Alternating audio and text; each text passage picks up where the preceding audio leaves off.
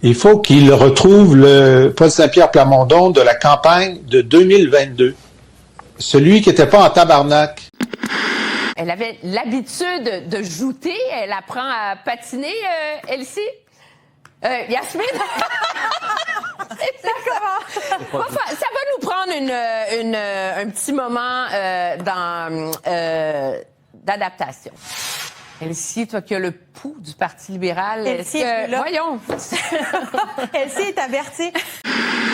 Ma grand-mère maternelle a occupé pour moi une place très importante et elle vient de la région ici. Donc, c'est sûr que j'avais un attachement de cœur. Est-ce que le mot parachuté convient dans cette situation-là? C'est-à-dire que d'une candidature à l'autre, on va avoir des facteurs de rattachement qui sont variables. Mais de mon point de vue, la question que je me pose au final, c'est est-ce qu'on a une candidature très forte à offrir aux gens de Berthier? Quelles conditions actuelles vous permettent de vous reconnaître davantage dans la CAQ qu'au NPD, par exemple? Oui, il n'y a pas d'NPD au Québec, dans un premier temps. Et la CAQ, je me vois dans les valeurs de la CAQ. Lesquelles? Principalement, l'importance de l'économie, l'importance de la protection de l'environnement. Monsieur Christian Salaric, comment qu'un gars peut passer du Parti vert au Parti conservateur du Québec? Bonjour monsieur, merci pour votre question. Je vais vous répondre puis ça va être simple. En 2022, j'avais présenté pour le Parti vert du Québec dans Soulanges et tout récemment, en 2025, j'avais présenté pour le Parti vert du Canada au niveau fédéral. En faisant campagne, en rencontrant les gens, en faisant du porte-à-porte, on apprend des affaires. On apprend même des affaires sur nous-mêmes. Puis j'avais réalisé que vous n'êtes pas obligé de faire partie d'un parti vert pour faire des choses pour l'environnement. Le Parti conservateur, il offre des bonnes solutions. Le Conseil du Trésor deviendra, on va le rebaptiser, Conseil du Trésor et de l'efficacité gouvernementale. Et on va lancer un examen complet de l'ensemble des programmes gouvernementaux. Tout va être passé au peigne fin. Québec, c'est Haïti. Dans 20 ans, si on fait rien. Ça va être pire qu'Haïti. C'est évident, là. Puis Haïti, tu sais, puis moi, j'ai plein d'amis haïtiens, là, puis du super bon monde. Mais le fait qu'ils sont ici, ben ils sont pas là-bas en train d'aider. Puis là, moi, je vois plein de bons Québécois parce que ça n'avait plus de bon sens. Si tu étais né aux États-Unis, penses-tu que tu serais plus riche que ce que tu es là au Québec? 100 fois. Avec quel talent que j'ai? Ben, c'est ça. Qu'est-ce que t'en fais faire, Luc? Tu fais ça souvent? On a ça comme des chips. Ouais, c'est bon. C'est croquant, ouais. Allez, tu vas, c'est Bio en plus. Pour ceux qui connaissent pas Luc, il surprend toujours un peu. Maîtriser. Pas maîtriser. Félicitations au Québec. Maîtriser. On a réussi. Comme l'a si bien dit le député de Saint-Jérôme, Yuri Chassin, ça devrait peut-être être le slogan de la CAQ, d'ailleurs, je leur suggère, « Avec Christine, on se ruine ».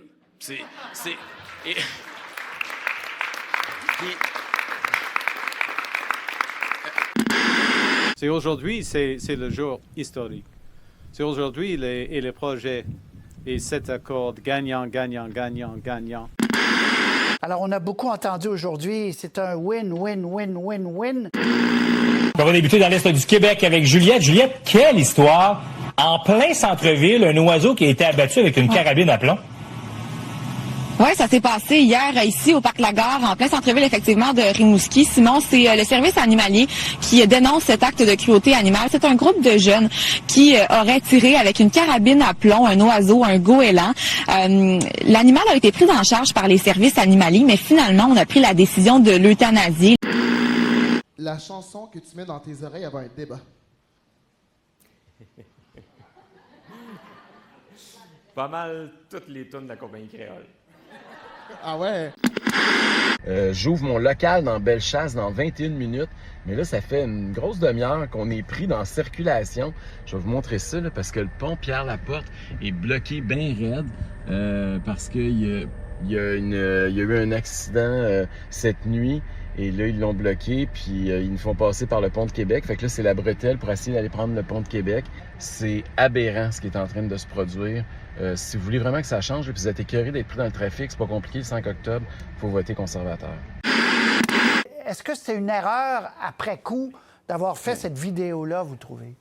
Non, pas du tout. D'abord, le mort, il est mort plusieurs heures plus tard, puis il n'est pas mort sur le pont. Là, il est mort dans le centre-ville de Lévis. Non, mais il y avait eu un accident. On Yes. Est-ce que le monde peut s'abonner? Tout le monde peut s'abonner. Fait que... On vous l'avait dit, tabarnak, qu'il se passerait quelque chose, esti, pendant nos vacances. On n'avait pas dit qu'on était supposé partir en vacances, mais finalement, on a décidé qu'on allait appuyer un parti politique, OK? Ça s'appelle démocratie directe. On va être capable de pouvoir faire le style ménage au gouvernement sale de tabarnak, que je les aguille jusqu'à la mort. Puis le peuple, vous allez prendre des décisions, parce que vous allez pouvoir avoir votre droit de parole, tabarnak. OK. Je vais embarquer avec elle. Mais, il y a un gros mais, M. Larocque. Oui? Quel est-il?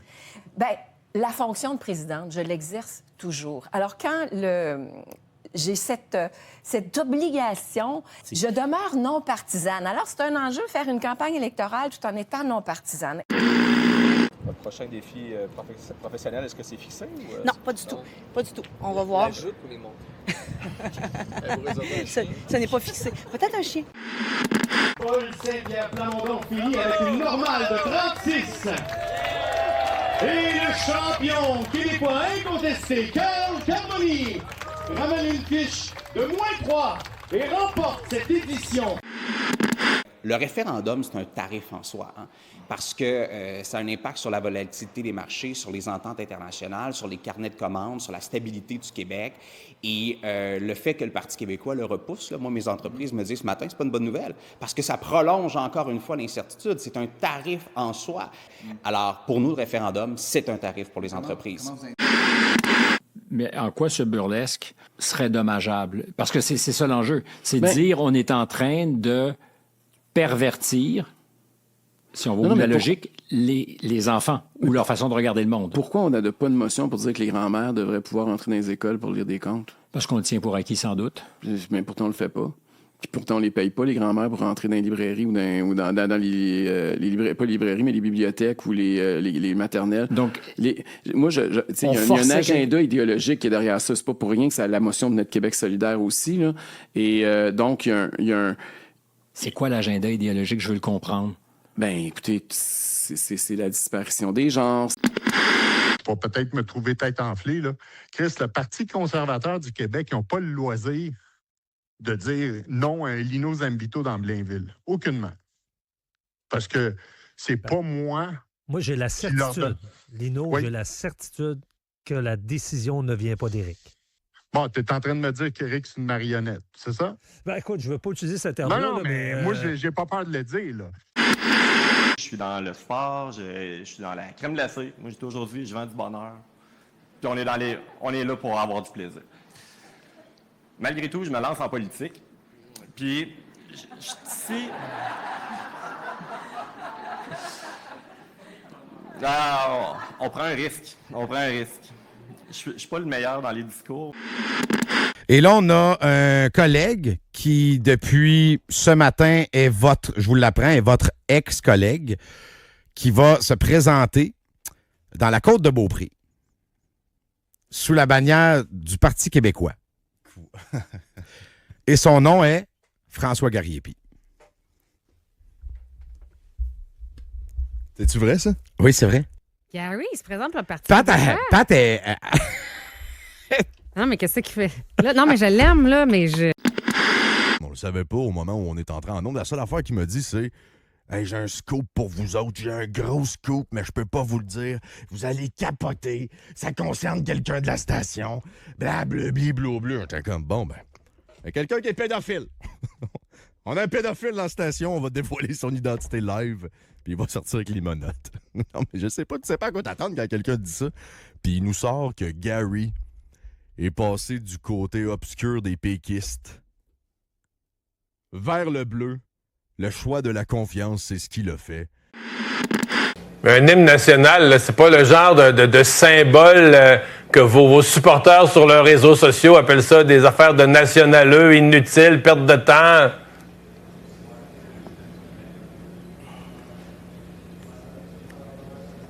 Est-ce qu'on a perdu la communication? M. Duhem ne semble pas entendre la question.